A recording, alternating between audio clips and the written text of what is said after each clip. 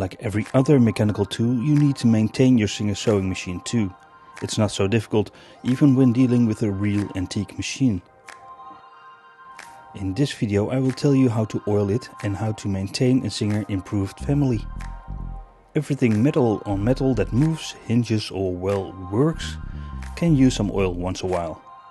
In the manual you can find pictures of what and where to oil. Most places are accessible, like behind the faceplate.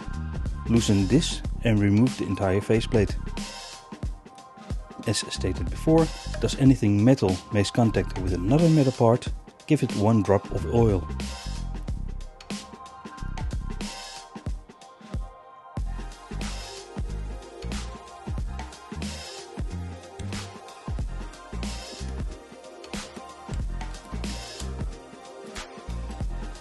On the rear of the machine there's a large inspection plate.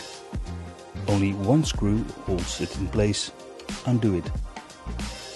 Take a look behind that plate and give it some oil.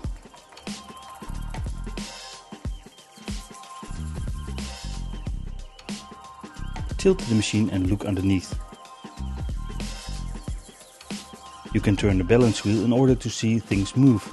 It tells you what to oil.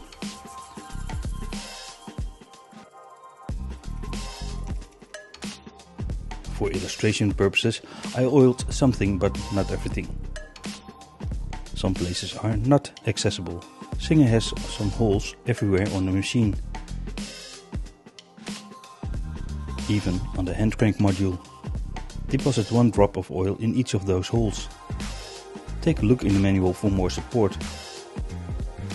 Some machines are very easy to maintain.